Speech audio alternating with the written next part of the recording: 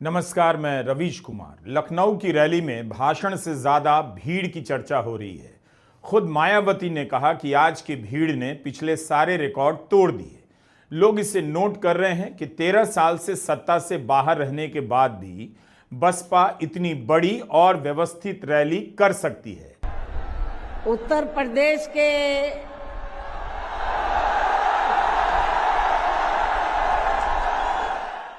राजनीति में कभी किसी दल के समापन की घोषणा नहीं करनी चाहिए। कब किस वर्ग में राजनीतिक आकांक्षा नए सिरे से जाग जाए और उसकी गोलबंदी उस पार्टी की राजनीति को कहां पहुंचा दे, कोई नहीं जानता। मायावती ने इस बात का भी जिक्र किया कि यहां जो लोग आए हैं उन्हें मजदूरी देकर या भाड़े पर नहीं लाया गया है, अपने खून पसीने की कमाई देकर खुद से आए हैं। विपक्ष आरोप लगा रहा है कि रोडवेज की गाड़ियां दी गई, यूपी सरकार ने मदद की, तब जाकर इतनी भीड़ आई। हो सकता है कि विपक्ष की बात सही हो, लेकिन अगर ऐसा ही है तो योगी सरकार के सपोर्ट से क्या प्रधानमंत्री मोदी लखनऊ में इतनी बड़ी रैली कर सकते हैं? क्या उनके लिए लोग सभा से एक दिन पहले लखनऊ आ सकते हैं? इसकी आधी भीड़ अगर प्रधानमंत्री मोदी या गृहमंत्री शाह की सभा में आ गई होती तो गोदी मीडिया आपे से बाहर हो गया होता। आईटी सेल इस भीड़ की तस्वीर को वायरल करा रहा होता। बीजेपी क्यों चाहेगी कि मायावती की रैली इतनी सफल हो जाए और उनकी धाक फिर से लौटती दिखे? विपक्ष से ज्यादा इस भीड़ से बीजेपी को भी चिंतित होना चाहिए। भले विपक्ष आरोप लगा रहा हो कि मायावती ने खुलकर बीजेपी का नाम नहीं लिया या हमला नहीं बोला, लेकिन इस भीड़ से बीजेपी को भी लगेगा अगर बसपा का जनाधार लौटा तो नुकसान उसका भी हो सकता है। वैसे यह भीड़ इस बात का प्रमाण तो है कि मायावती का आधार अभी भी गायब नहीं हुआ है। भले ही मायावती सड़क पर उतरकर पदयात्राएं नहीं करती हैं, लेकिन उनका वोटर पैदल चलकर लखनऊ तक उन्हें सुनने आ सकता है।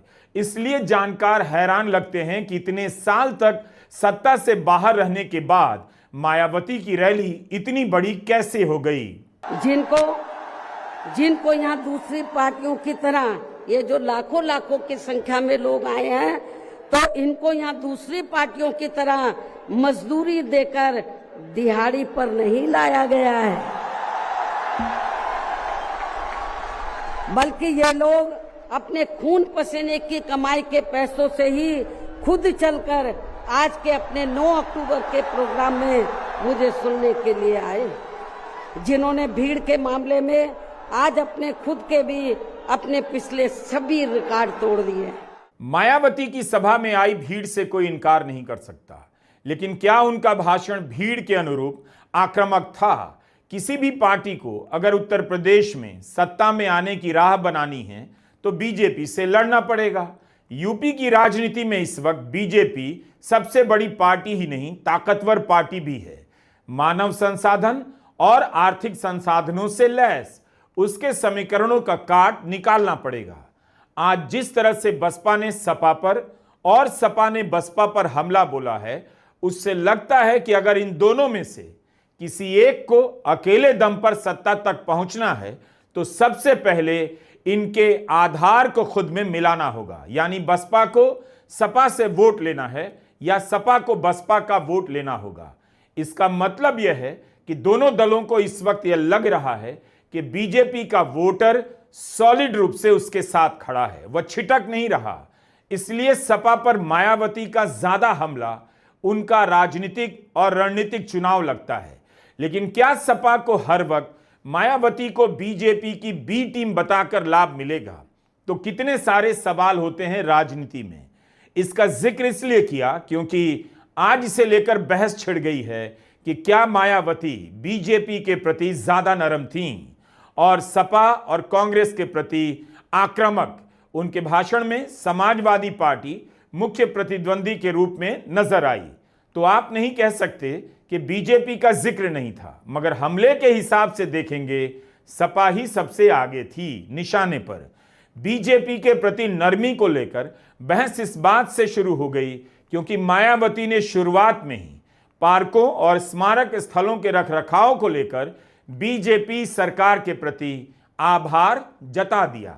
जब यूपी में हमारी सरकार थी और ये मान्यवर श्री कांशीराम जी के आदर सम्मान में ये जो विशाल स्मारक स्थल जब बनाया गया था, तो हमने उसी समय हमारी सरकार ने ये व्यवस्था की थी कि हम देखने वालों के लिए इस पर हम टिकट की व्यवस्था करेंगे और इसका जो पैसा आएगा टिकट का, तो वो किसी और मद पर खर्च नहीं किया जाएगा, बल्कि जितने भी उत्तर प्रदेश की राजधानी लखनऊ में जो स्मारक बने हैं, पार्क बने हैं, तो उनके रख रखाव पर खर्च किया जाएगा।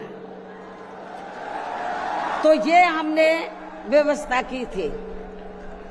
लेकिन दुख की बात यह है कि जब वर्तमान भाजपा की सरकार से पहले यहाँ सपा की सरकार थी, तो सपा की सरकार ने उस टिकट के पैसे को दबा कर रखा, एक पैसा खर्च नहीं किया इनके रख रखाव पर, और हालत बड़ी जर्जर हो गई थी स्थलों की। यही नहीं, और भी स्थल थे, पार्क थे, उनकी हालत बड़ी खराब हो गई थी। तो तब मैंने उत्तर प्रदेश के मुख्यमंत्री जी को ये कहा, लिखित चिट्ठी के जरिए उनसे रिक्वेस्ट किया कि हम आपसे ये नहीं कहते कि दूसरे मद का पैसा आप इनके रख रखाव पर लगाओ, तो जो देखने वालों का टिकटों का पैसा काफी बड़ी तादाद में इकट्ठा हो गया है गवर्नमेंट के पास, उस पैसे को इनके रख रखाव पर लगाया जाए। तो उत्तर प्रदेश की वर्तमान भाजपा की सरकार ने इस मामले को दिखवाया पूरा, और उसके बाद उन्होंने हमें कमिट किया, प्रॉमिस किया कि हम जो भी पैसा टिकटों को आया है हम दूसरे मद पे नहीं लगाएंगे, बल्कि इन स्थलों के रख रखाव पर लगाएंगे।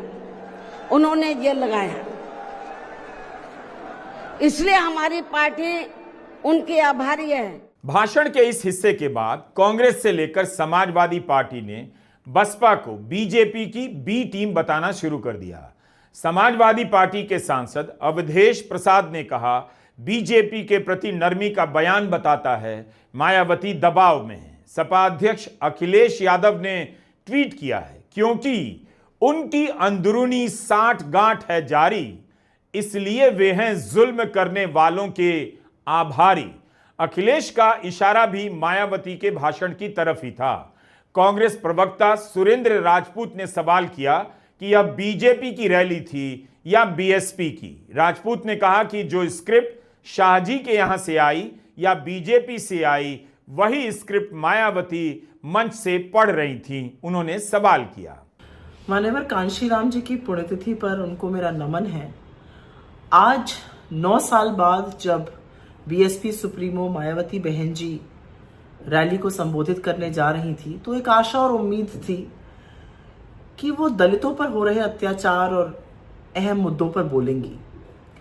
लेकिन मायावती जी ने उस बीजेपी की उत्तर प्रदेश सरकार की तारीफों के कसीदे पढ़े जिसकी नाक के नीचे दलित उत्पीड़न और अत्याचार लगातार बढ़ रहा है और यूपी नंबर 1 बन गया है। उन्होंने उस भाजपा सरकार की तारीफ करी जिसकी नाक के नीचे हरिओम नाम के एक दलित व्यक्ति की पीट पीट कर हत्या कर दी जाती है और हत्यारे अपने आप को योगी जी का समर्थक उनके लोग बताते हैं। उन्होंने उस उत्तर प्रदेश सरकार की तारीफ की जिसकी नाक के नीचे 4 दिन पहले देवी शंकर नाम का दलित व्यक्ति इसलिए पीट कर मार दिया जाता है प्रयागराज में क्योंकि वो बोझा उठाने से मना कर देता है। लोगों को उम्मीद थी कि वो जिस तरह से मुख्य न्यायाधीश पर जूता फेंका गया जो आरएसएस और संघ की विचारधारा को दर्शाता है, जैसे गोडसे ने गांधी पर गोली चलाई थी और ऐसे ही एक सीजीआई पर जूता फेंकने वाला व्यक्ति जिसके अंदर लेश मात्र भी, जरा सा भी उसको इस बात का रिपेंटेंस नहीं है, इसको अफसोस नहीं है, उस पर बोलेंगी। लेकिन बहन जी इनमें से किसी मुद्दे पर नहीं बोली। तो मुझे ही नहीं, मुझे लगता है कि पूरे दलित समाज को, एक वंचित शोषित समाज को आज बहुत अफसोस हुआ। वो बहुत आहत हैं क्योंकि किसी टाइम पर मायावती जी उनकी रहनुमा कही जाती थी उल्टे उन्होंने कांग्रेस पर प्रहार करते हुए संविधान को लेकर कुछ कटाक्ष कसे। संविधान पर ही तो हमला हो रहा है जब दलितों को मारा जाता है, संविधान पर ही तो हमला हो रहा है जब सीजीआई पर जूता चलता है, और उस पर आपका ना बोलना अखरता है बहन जी, अखरता है, क्योंकि आप उन लोगों की नुमाइंदगी करने का दम्भ भरती हैं जिनके साथ शोषण हो रहा है, जिनके साथ अत्याचार हो रहा है, जिनका उत्पीड़न हो रहा है। आपको आज बोलना चाहिए था। आपने पूरे समाज को आहत भी किया और बहुत लेट डाउन किया है। दुख हुआ आज उनको देख के। वो किस प्रेशर में ये कर रही हैं, एजेंसीज का प्रेशर है, ईडी, सीबीआई, इनकम टैक्स, मैं नहीं जानती, लेकिन क्या विवशता थी कि उस सरकार की बड़ाई कर रही हैं जो दलितों के उत्पीड़न के लिए जानी जा रही है। मैं समझ नहीं सकती हूं। ओम प्रकाश राजभर उत्तर प्रदेश सरकार के मंत्री हैं, अलग पार्टी है उनकी, लेकिन राजभर ने मायावती की तारीफ की और कहा कि सभी 403 विधानसभाओं में मायावती के 50,000 वोटर तो होंगे, उनके जैसा जनाधार वाला कोई नेता नहीं। मायावती ने संविधान बदलने की कोशिश का सवाल उठाया, लेकिन सत्ता के साथ साथ विपक्ष को भी इस खेल में लपेट लिया। कांग्रेस और समाजवादी पार्टी बीजेपी पर संविधान बदलने के आरोप लगाती हैं, लेकिन मायावती के हिसाब से इस खेल में सत्ता पक्ष और विपक्ष दोनों मिले हुए हैं। नहीं, बल्कि अब तो सत्ता एवं विपक्ष अंदर अंदर मिलकर वे अपनी जातिवादी मानसिकता के तहत चलकर यहाँ बाबा साहब डॉक्टर भीमराव अंबेडकर द्वारा निर्मित किए गए इनके मानवतावादी व समतामूलक भारतीय संविधान को भी बदलकर इसे ये पुराने वाले जातिवादी ढांचे में ही परिवर्तित करना चाहते हैं, जिसके लिए इनके साधु संत भी आए दिन पैरवी करते रहते हैं, जिसे हमारी पार्टी बीएसपी कतई भी बदलने नहीं देगी, चाहे इसके लिए हमें कितना भी संघर्ष क्यों ना करना पड़े। तभी फिर यहाँ दलितों, आदिवासियों, पिछड़े वर्गों एवं अन्य उपेक्षित वर्गों के लोगों के कानूनी अधिकार सुरक्षित व बचे रह सकते हैं, वरना इन वर्गों के लोगों को अभी तक थोड़ा बहुत जो भी लाभ मिल रहा है, तो फिर यहाँ संविधान बदलने पर ये काफी कुछ खत्म ही हो जाएगा। जिन्हें बचाने व बरकरार रखने के लिए इन सभी वर्गों के लोगों को बीएसपी के झंडे तले आपस में एकजुट होना बहुत जरूरी है। अपने भाषण में मायावती ने केवल अखिलेश यादव का नाम लेकर सवाल किया और उनसे पूछा कि बसपा सरकार ने जब कांशीराम नगर नाम कर दिया था, तब सपा सरकार ने फिर से बदलकर कासगंज क्यों किया। मायावती ने अगर प्रधानमंत्री मोदी और मुख्यमंत्री योगी का नाम नहीं लिया तो राहुल गांधी का भी नाम नहीं लिया। उनकी शैली भी इसी तरह की लगती है कि वे नीतियों की ज्यादा आलोचना करती हैं, व्यक्ति का जिक्र